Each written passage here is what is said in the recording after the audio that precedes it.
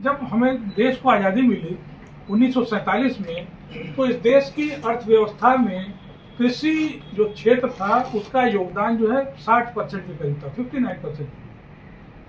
यानी देश की अर्थव्यवस्था में कृषि का योगदान था 60%। 90 तक आते आते 1990 तक आते आते कृषि क्षेत्र का योगदान 35% हो गया, घट गया। और अब बड़ी तेजी से घट के 2023 के आंकड़े ये बताते हैं कि हमारे देश की जीडीपी में यानी अर्थव्यवस्था में कृषि क्षेत्र का योगदान जो है सिर्फ 15% रह गया है। असल में किसानों का मुद्दा क्या है? एमएसपी, स्वामीनाथन आयोग की लागत से 1.5 गुना 2 गुना देने का वादा, कृषि यंत्रों पर छूट, सब्सिडी, बिजली की माफी, तो तमाम ऐसे मुद्दे हैं जो किसानों से सीधे सीधे जुड़ते हैं। और सबसे बड़ा मुद्दा आजकल ये हो गया है कि छुट्टा जो पशु जो घूम रहे हैं, जो उस पर नियंत्रण नहीं है, वो बहुत नुकसान पहुंचा रहे हैं। ये हम लोगों को लगातार फीडबैक इसके आते रहते हैं और खबरें भी छपती रहती हैं। तो इन्हीं सब मुद्दों पर विचार करने के लिए हम यहाँ पर एकत्र हुए हैं। हम जो सांसद चुने वो सांसद हो, विधायक हो, हमारे वोट से जीतने वाला व्यक्ति हारने वाला हो, वो ऐसा हो जब हम चाहे पब्लिक जब मिले। ये नहीं है कि साथ सांसद सतीश गौतम केवल शनिवार को मिलेंगे। यदि हमें रात के 2 बजे जरूरत है तो हम उसकी रजाई या उसके कपड़ा जो ओढ़े बैठा है या ओढ़ के सो रहा है, रात के 2 बजे पब्लिक उठाए तो वो 2 बजे उठा चला आवे। बताइए क्या समस्या है? एक तो सांसद, विधायक या जनप्रतिनिधि ऐसा हो। दूसरी बात, यूरिया, डीएपी या रासायनिक उर्वरकों की कालाबाजारी।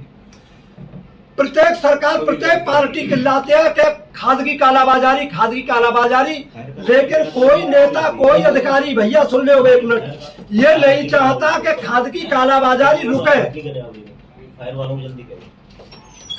कोई पार्टी, सत्ता, विपक्ष ये नहीं चाहता है कि कालाबाजारी रुके।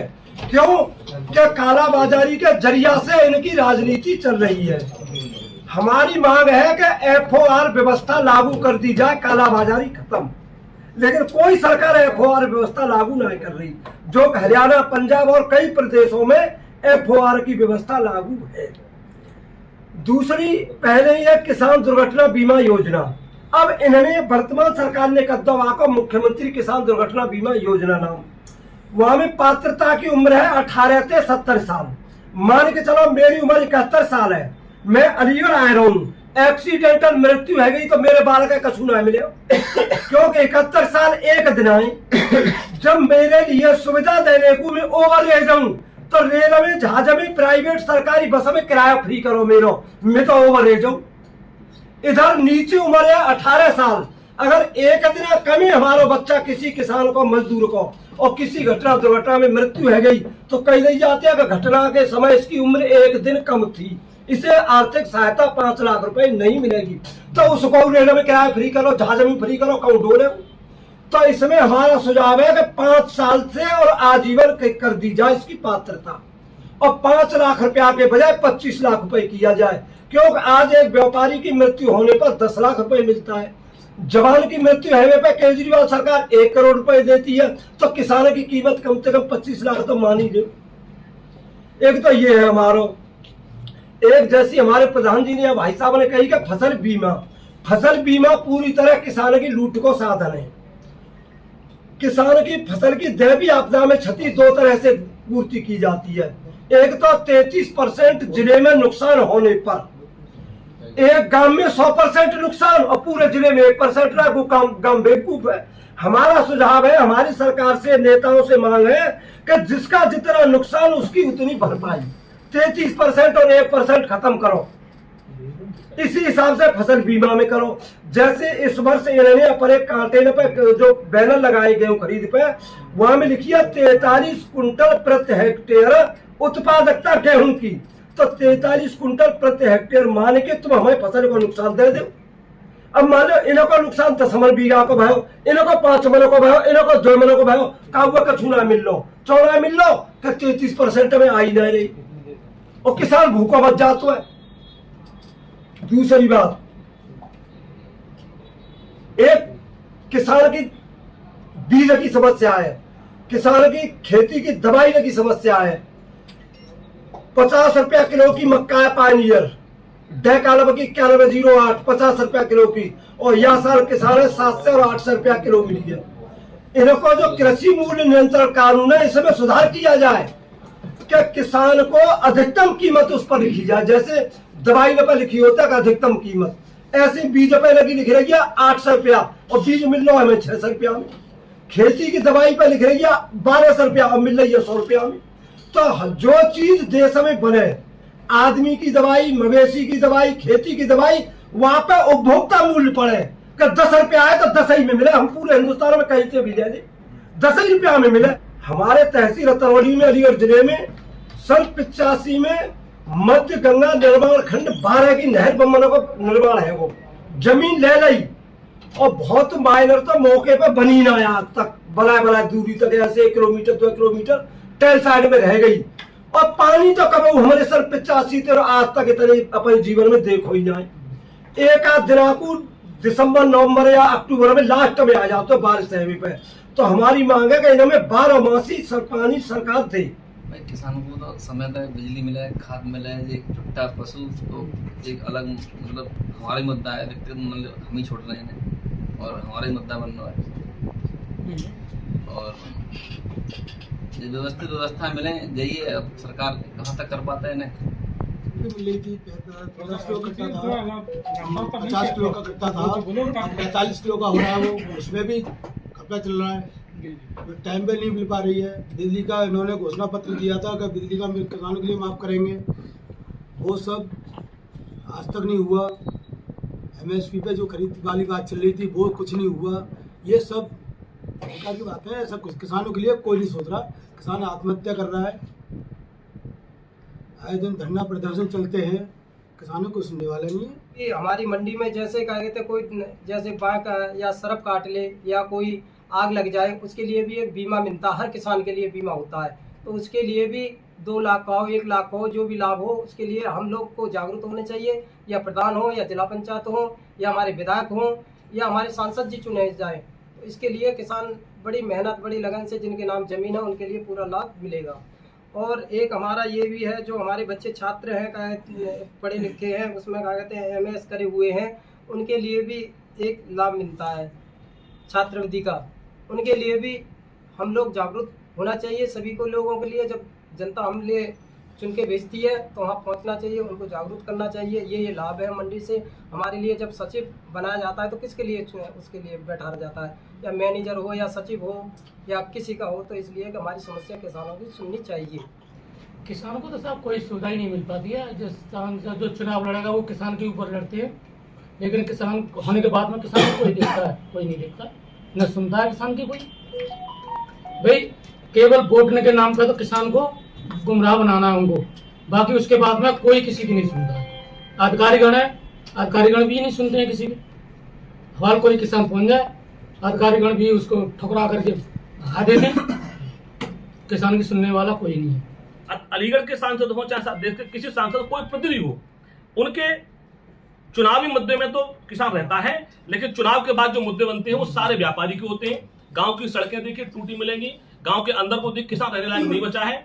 किसान आप गांव में जाइए, अधिकांश जो बीघा 2 बीघा 4 बीघा के मजदूर थे अपनी जमीन बेच के कहीं बाजार में शिफ्ट हो रहे हैं। किसान पलायन को मजबूर है, क्योंकि अब उसका पेट गांव में नहीं पल रहा है। यही देश का दुर्भाग्य है। और अभी तो GDP 15% का सहयोग बचा है। अगर हालात ही रहे तो किसान आत्महत्या करने को मजबूर ही नहीं है, बल्कि अब लगातार करता जा रहा है। कभी उसे शराबी बताया जाता है, कभी उसे जौहरी बताया जाता है, हकीकत में वो मजबूर और मजदूर अपनी आत्महत्या करता है। सब जिम्मेदार सरकार है। सबसे पहले जो मुद्दा है एक आवारा पशुओं का है, वो बहुत सारी कीमतों को लगा करके फसल को उगाते हैं, फिर हमारे जो आवारा पशु हैं ये खराब कर जाते हैं, और आवारा पशुओं की वजह से हमारी दुर्घटनाएं भी होती हैं, पूरे के पूरे परिवार बिखर जाता है। तो आवारा पशुओं को रहने की व्यवस्था जल्द से जल्द अच्छी से हो जाए। और मैं यही कहना चाहूँगा कि जो भी फसल जो दवाएं लगती हैं फसलों में बड़ी कीमती होती जा रही हैं, और उसके फसल के जो मूल्य है वो वहीं के वहीं हैं। तो मूल्य भी फसलों के अच्छे मिलने चाहिए ताकि किसान का अच्छे से पेट भर सके। हमारे यहाँ कम से कम 3 समस्या अभी तक बनी आई हैं। सबसे पहले हमारे यहाँ सोसाइटी की कोई सुविधा नहीं है। माणपुर में सोसाइटी है, खाद और बीज के नाम पर वहाँ कोई भी उपलब्ध नहीं होता है। जब गेहूं की बारी आती है तो खड़ुआ पर उपकेंद्र बनाया जाता है, वहाँ पर 2 से 5 किलो तक कटौती होती है। आज 5 साल हो गए रजबा में, अभी तक 7 साल में कभी कभार पानी आता है, वो भी 1 से 2 फीट। अब बिजली कहीं की थोड़ी सी सुविधा हो गई है, इसलिए मतलब खेती की अपनी उपज हो रही है, मगर रजबा से 7 साल से अभी तक कोई भी एक भी खेत नहीं भरा है। 7 साल पहले वह लगातार कंटिन्यूस पानी आता था। पहले एक बड़ा बम्बा है नहर टाइप का, वहां से एक रजबा निकला है। 7 साल में एक भी बीघा में पानी नहीं आया। अब आइए कि किसान लेता है, मान के चलिए बैंक से लोन लेता है, तो हर किसान की फसल की वहाँ बीमा की पैसे कटते हैं। जो किसान की मतलब नुकसान होता है उसको कोई उसका बेनिफिट नहीं मिलता। तो 2000, 5000, 10,000 जो बीमा के पैसे जाते हैं साल में, वो बेकार जाते हैं, कोई लाभ किसान को नहीं मिल पाता।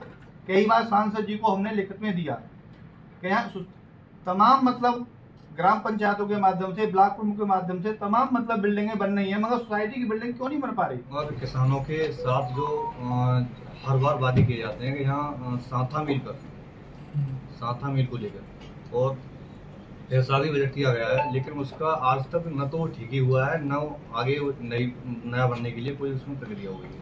अगर ये हमारा सुचारू रूप से चलने लगे तो किसानों के लिए बहुत बड़ा लाभ हो जाएगा हमारे क्षेत्र में। हमारा तो कृषि प्रधान देश है, जिसमें जो है 70 से 80% किसान लोग हैं।